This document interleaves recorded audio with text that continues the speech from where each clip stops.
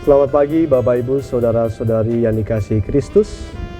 Mari kita mengawali hari baru dengan mendengarkan firman Tuhan yang diambil dari Injil Yohanes bab 6 ayat 52 sampai 59. Tuhan bersamamu. Inilah Injil suci menurut Yohanes. Di rumah ibadat di Kapernaum, orang-orang Yahudi bertengkar antara mereka sendiri dan berkata, "Bagaimana Yesus ini dapat memberikan dagingnya kepada kita untuk dimakan?" Maka kata Yesus kepada mereka, "Aku berkata kepadamu, sesungguhnya jikalau kamu tidak makan daging Anak Manusia dan minum darahnya, kamu tidak mempunyai hidup di dalam dirimu. Barang siapa makan dagingku dan minum darahku, ia mempunyai hidup yang kekal, dan aku akan membangkitkan dia pada akhir zaman. Sebab dagingku adalah benar-benar makanan, dan darahku adalah benar-benar minuman. Barang siapa makan dagingku dan minum darahku, ia tinggal di dalam aku, dan aku di dalam dia. Sama seperti Bapa yang hidup mengutus aku, dan aku hidup oleh Bapa, demikian juga barang siapa memakan aku akan hidup oleh aku. Akulah roti yang telah turun dari surga, bukan roti seperti yang dimakan nenek moyangmu, dan mereka telah mati. Barang siapa makan roti ini, ia akan hidup selama-lamanya." Semuanya ini dikatakan Yesus di Kapernaum ketika ia mengajar di rumah ibadat. Demikianlah sabda Tuhan. Bapak Ibu, saudara-saudari yang dikasihi Kristus, tema kita hari ini adalah tubuh Kristus, jaminan keselamatan.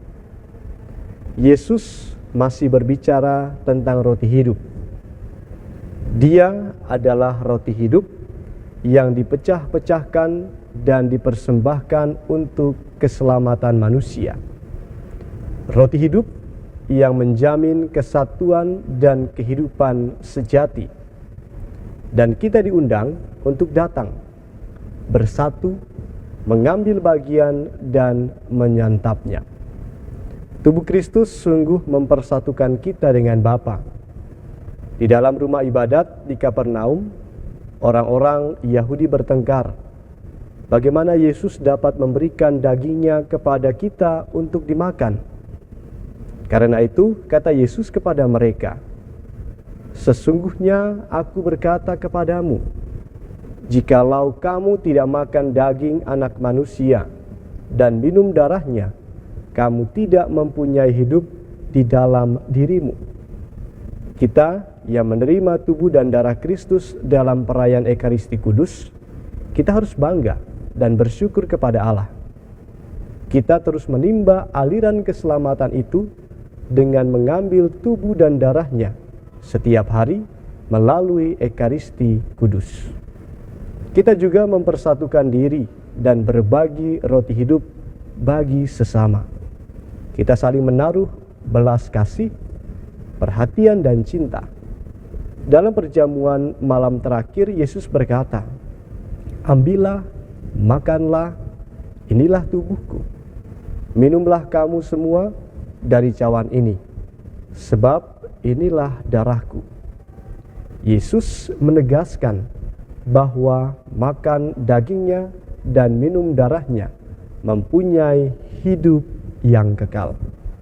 Maka ketika Yesus meminta para muridnya, dan tentu saja kita untuk makan dagingnya dan minum darahnya, Ia mengundang kita untuk mengambil hidupnya sendiri menjadi bagian dari hidup kita. Apakah kita lapar dan haus akan roti hidup itu? Roti hidup yang memiliki daya ubah yang begitu dahsyat bisa kita saksikan dalam diri Saulus. Ia yang hatinya berkobar-kobar untuk mengancam dan membunuh murid-murid Tuhan dapat seketika rebah ke tanah dan matanya buta. Setelah ia makan tubuh dan minum darahnya melalui pembaptisan, akhirnya ia bisa melihat lagi dan kemudian ia malah memberitakan Yesus. Saudara-saudari terkasih, marilah kita menimba kekuatan dari Tuhan Yesus, Sang Roti Hidup yang menghidupkan kita. Dialah roti hidup yang kita imani dan wartakan dalam kehidupan kebersamaan kita. Dialah sumber hidup kita, baik dalam kehidupan kita di bumi ini maupun kehidupan kekal yang kita akan alami bersamanya dalam kerajaan Allah bersamanya. Maka mari kita mengambil jalan pertobatan menuju jalan keselamatan. Mari kita mengambil sikap dan contoh teladan Rasul Paulus yang bertobat secara total dan mengalami hidup sejati dari Allah Tritunggal Maha Kudus.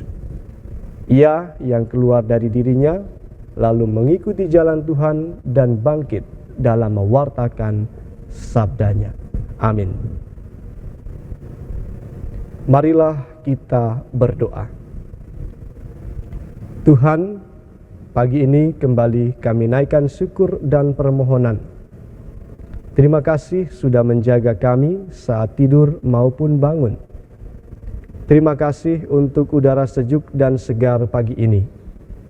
Bukalah mata hati kami.